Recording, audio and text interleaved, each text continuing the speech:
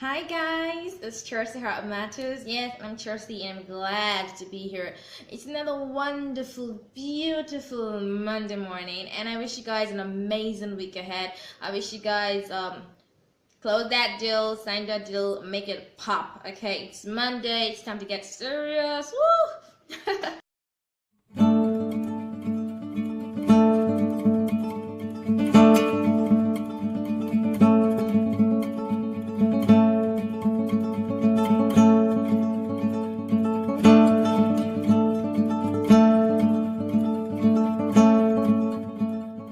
My video. Okay, we're on these episodes every Monday. Yeah, so feel free to like, subscribe, comment, share, let everybody flow. Okay. All right, so today I'm going to be talking about how to pick the perfect mate.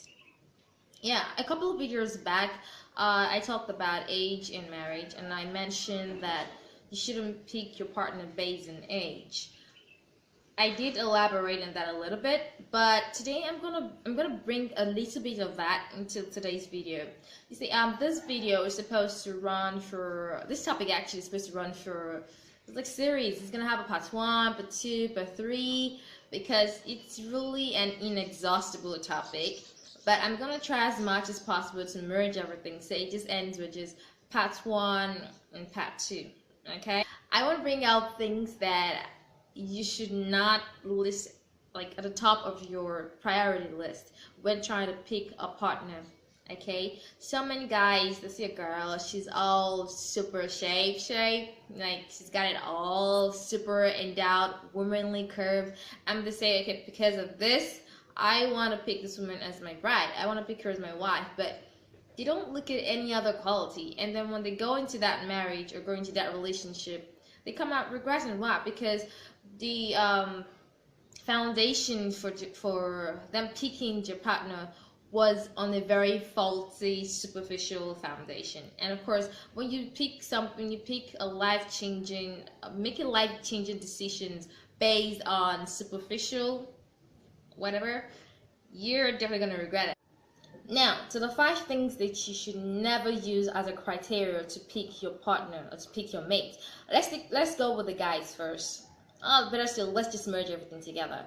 Okay, do not pick a guy because you think the guy is super handsome. Oh, he's so cute, he's so tall. Girls goes like, oh my god, he's so cute, he's so fine. The girl is shaking and all that. You can't pick a mate based on the fact that they look so wonderful, or for guys that go, oh, she's so nicely shaped and all that, and like her curves, blah blah blah blah blah. You cannot pick a mate based on that because it's superficial. It's going to fade. It's going to pass. It's not going to be there forever. I mean, they're not going to stay handsome forever. I know some guys have a way of being very handsome forever. I know, but that's reality actually. So do not pick a partner based on the fact that they're handsome. So who does that? Okay, secondly, do not pick a partner based on promises. It's true, yeah, but shouldn't just ditch someone or say, you are so poor, I cannot be in a relationship with you because you don't have anything to offer me. I mean, nah, that's not exactly what I'm talking about. When I say do not pick a partner based on promises, some guys or some girls, okay, let's just stick with guys first. They say, I have intention of, I'm going to build a house, hopefully by next year. I want to buy a car. I want to, I'm thinking of running a business. These are the things they want to. And when you look at these guys, they're not working towards it. Like the guy who's telling you, I want to get married to you. I want to be in a relationship leading to marriage. I want to be in that kind of serious relationship with you.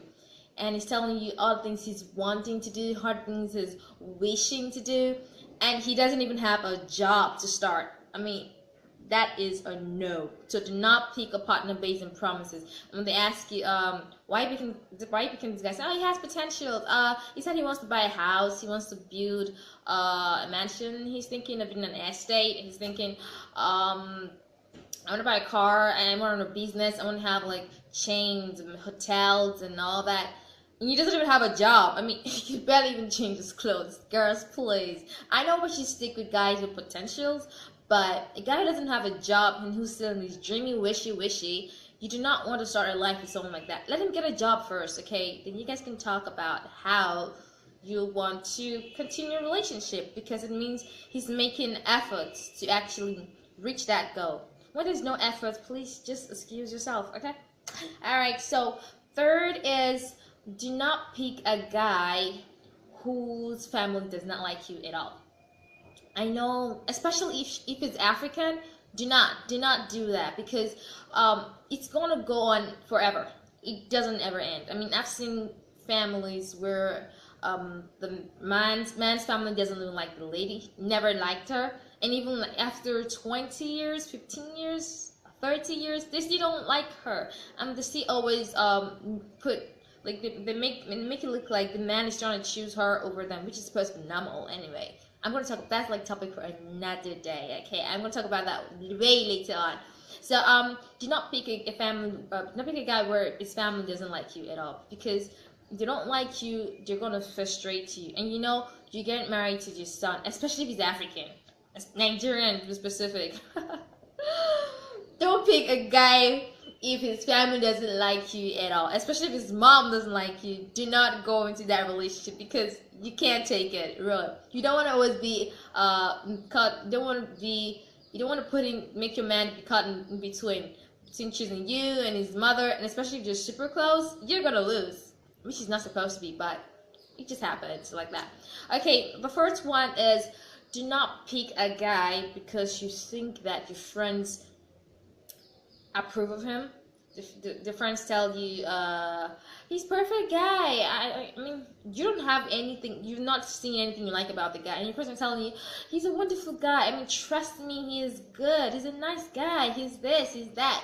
You haven't seen anything that you like about this guy. Please do not go into a relationship because of what your friends say. They say, oh, he's from high social status. Oh, he has full potentials, and you're not seeing any of that. Do not go into such a relationship, because you're going to really regret it, okay? And the fifth one is, do not go into a relationship because of the present circumstance. You say, guy, he's rich, he has cars, he has estate, he has chains of hotels. He's like, oh my God, the perfect guy, because he's got so much to offer you. You're thinking, I'm gonna be like the first lady. Oh, he's into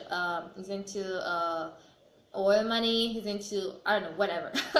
And you say, oh, this guy he has a lot of things to offer me, so because of that, I'm going to go into this relationship, because I'm never gonna lack for anything. I mean, he's super rich. I mean, he's mine. You know, do not do that, because you don't know what's gonna happen the next year. In fact, you don't even know what's going to happen immediately after your marriage.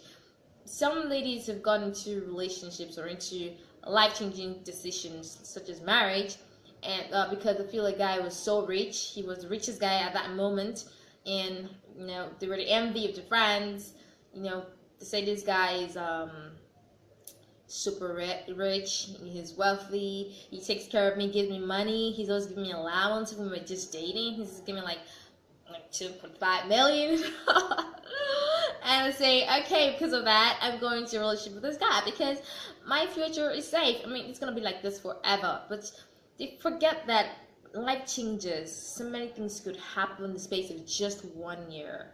You know, so many. So do not ever make that mistake of going to a relationship with a guy because of the present situation, present circumstance, before you go into a relationship with a guy. Anything can happen. You can suddenly become poor, suddenly become rich, anything can happen. So you need to look way beyond that. And also, do not pick a mate because you feel, because of their age. Don't say he's older, so he's gonna be understanding, or she's younger, so she's gonna be full of life, vibrant, and all that. It doesn't really always work that way. Just because a guy is older by some years, a couple of years, doesn't actually mean he's wise or mature. And you don't go into a relationship because you feel your age, because some people just age with number, but their age does not correspond with maturity. With maturity they're supposed to have at that certain age. So don't pick someone because they're of age, or he's in his 30s, in his 40s, so yeah, she's man enough.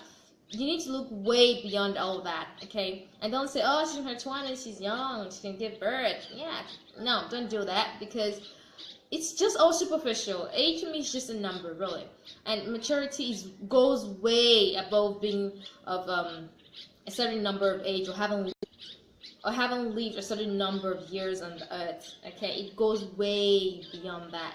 All right, so pick someone because they're right for you, because their level of maturity is equivalent to their age. You're just 20-something-year-old guys who are really mature, but you have guys in their 30s who are still acting like kids. They're still acting like they're supposed to be in their 20s. You understand? So don't pick because of age. No, it's never a criteria. It should be considered, but the age and the maturity does not go together. Don't do it. No, it's a really bad idea. That do not go for a girl because you think that this girl, she never fights with me, she never quarrels with me. Anything I say, she says yes, it's fine, perfect, let's go ahead. If you're in a relationship with someone and you guys never have any quarrels, you guys never have any disagreement, anything you say, the other partner, whether it's man or woman, whichever how it goes, always says yes, yes, never disagrees with you, not even one time. And you guys have been in a relationship for a long time, say I'm thinking a couple of months, 6 months and less. No disagreement, no arguments, no conflict whatsoever. You need to start getting very suspicious, because there's no perfect relationship, there's no perfect marriage. Along the line, you're gonna hurt each other mistakenly, but you're gonna learn to apologize and come back together stronger. So if you're in a relationship where there's no arguments, there's no conflict, there's never been any form of disagreement whatsoever, you need to really start getting suspicious, because it is a suspicious relationship. Alright, it means they're trying to package themselves, they're trying to hide under a facade, they're trying to disguise themselves to be something they're not. You can tell me that someone, no matter how spirit-filled or how religious a person is, there's always some time, at some point in time, where they disagree with certain views or certain opinions, and they voice out that disagreement. So if there's no disagreement whatsoever, it's really suspicious. You should probably actually run away, or just dig a little, or spice it up a little bit, so you can actually hear your partner's annoyance. Some people know how to really hide themselves. They never quarrel. Everything you say is fine. Yes, but you just wait until you seal the deal, get married, and you actually live a married life. Then you know what's up. It can get really ugly. So you need to know what your partner is like when they're mad. You really need to know. Money's gone, and the beauty or the handsomeness is gone. It's gonna be just you and him. Okay, so you need to be sure that you can actually stick with this guy or this girl, with or without her being beautiful, or without the money, glitz and glam. You need to be sure you can stick with the actual human being, the actual person behind all the skin and all that. You know you can stick with the main person. If you can do that, then go ahead.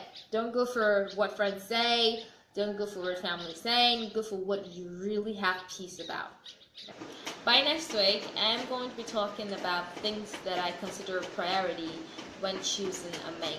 So it's like, come your way again. Subscribe to us. Facebook. Subscribe to my channel.